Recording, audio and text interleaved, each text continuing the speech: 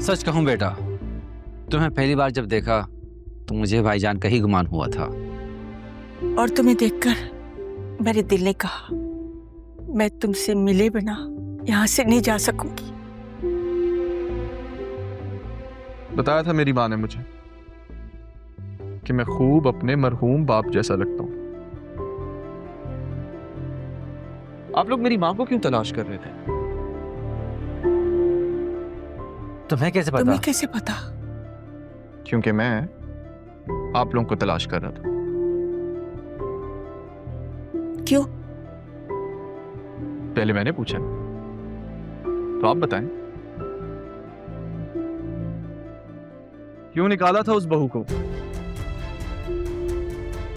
जिसे कम हैसियत जानकर आपने घर से बेघर कर दिया, ये जानते हुए भी कि वो आपके बड़े बेटे के निकाह में है और प्रेग्नेंट भी।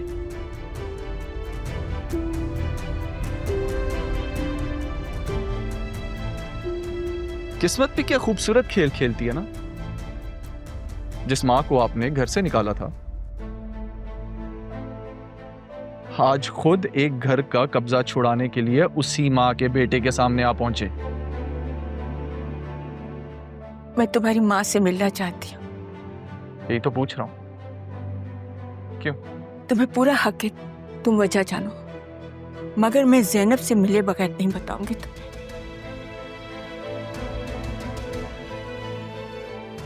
क्या तुम अपनी माँ से मुझे मिलवा सकते हो? पूछूंगा उनसे, अगर उन्होंने इजाजत दी तो जरूर।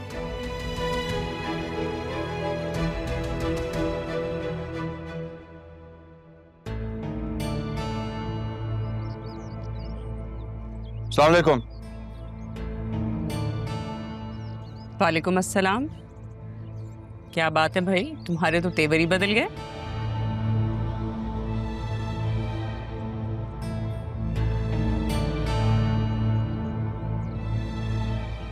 मैं कुछ समझा नहीं। समझ तो तुम गए हो। हालात बदलने से इंसान की औकात और हैसियत नहीं बदलती। माना कि तुम सरकार के मुलाजिम हो, लेकिन इस घर की मुलाजमत तुम पे और तुम्हारी माँ पे अभी भी फर्ज है। लिहाजा ये जो तुम्हारी कमिश्नरी है ना, इसे अपने दफ्तर तक ही रख के आया करो। मैं तो सिर्फ एक बात जानता हूं बेगम साहिबा, जब मुकद्दर बदलते हैं ना तो हालात, हकीकत, औकात सब बेमानी हो जाती है। अच्छा, तो क्या मैं ये समझूं कि तुम्हारे मुकद्दर तुम्हारे हालात पे मेहरबान हो गए? भाई अब तो तुम बड़े अफसर बन गए हो, सब कुछ ही मिल जाएगा तुम्हें सिवाय एक चीज के, और वो है राहा। शादी कर लो राहा से। अरमान, कहीं ऐसा तो नहीं है कि हालात बदलते ही तुम्हारी पसंद ही बदल गई हो? मतलब तुम कुछ बहुत ऊंची चीज समझने लगे हो अपने आप को? भाई होता है ना, लोग अक्सर बदल जाते हैं। इस फैसले का इख्तियार ना आपके पास है और ना मेरे पास, तो फिर इस पे बात करने का क्या फायदा? और वैसे भी अब तो फैसला हो चुका है। बोल के तो देखो, हो सकता है मैं तुम्हारी मदद ही कर दूं। अगर पापा होते तो राहा की वजह से वो तुमसे हमदर्दी जरूर दिखाते, वो कोई ना कोई रास्ता तो निकालते। मेरे जज्बात किसी की मदद के मोहताज नहीं है बेगम साहिबा। भाई अभी अभी असिस्टेंट कमिश्नर बने और अभी से इतनी अकड़? मम्मी, आपने ड्राइवर को कहीं भेजा? हाँ, वो खाला की तरफ गया है। अच्छा। क्यों, कोई काम है? हाँ, मुझे मार्केट जाना था। तो तुम अरमान के साथ चली जाओ, अच्छा है, थोड़ा बाहर निकलोगी, उदासी तुम्हारी थोड़ी कम होगी। काफी दिनों से तुम कमरे से बाहर नहीं निकली, इसके साथ चली जाओ।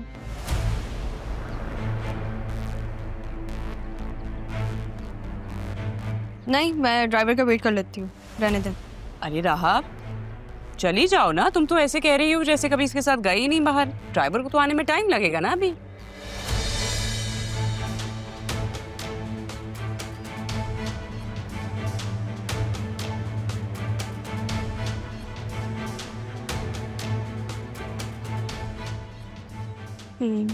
मैं फिर बतूल को भी ले जाती हूँ। बतूल घर पे नहीं है, जाओ तुम इसके साथ। ठीक है।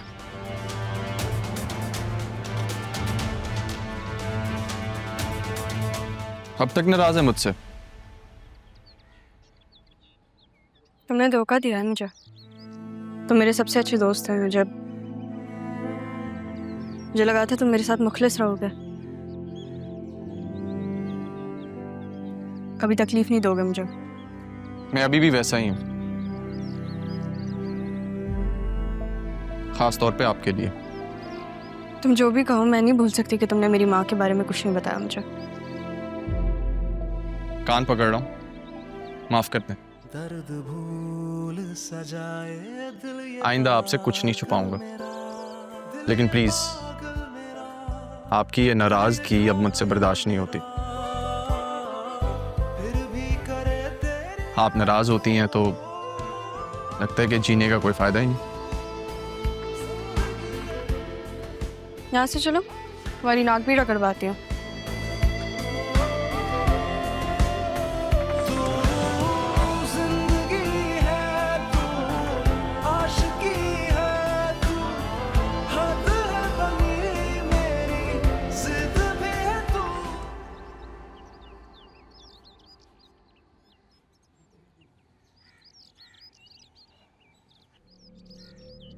कहाँ जा रहे हो तुम दोनों? बुक्स लेने जा रहे हैं। बुक्स? मुझे भी चाहिए बुक्स। किधर? चलो साथ। चलो साथ। जो 2 मिनट रुको, मैं आती हूँ। ठीक है। ओके। मिस्टर अरमान, मेरी शादी होने वाली है राहा के साथ। तुम्हें ड्राइवरी करने की जरूरत नहीं है, मैं ले जाऊंगा उसे। ठीक है, ले जाओ। मैं भी तो देखूं कहां तक ले जाते हैं। मैंने जो देखना है वो देख लूंगा, लेकिन तुम उससे दूरी बना के रखो।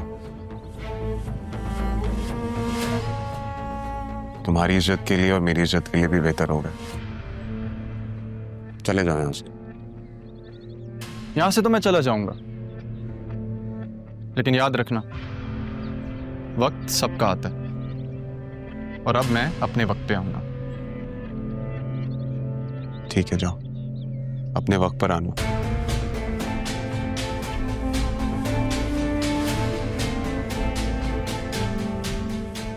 हाँ चले। हाँ। अरमान कहाँ गया? वो कह रहा था कि तुम्हारी मंगेतर है, तुम लेके जाओ, मैं क्यों ड्राइवरी करता फिरूं। अरमान ऐसे कैसे कह सकता है? अभी मुझे सॉरी बोल रहा था और आप? अच्छा, मैं उससे बात करके आती। अरे नहीं, क्या बात करोगी, इतनी अजीब सी बात करके गया है। चलते ना, हम देर हो रही है हमें। जब से दादा जान गए हम सब अलग अलग हो गए हैं।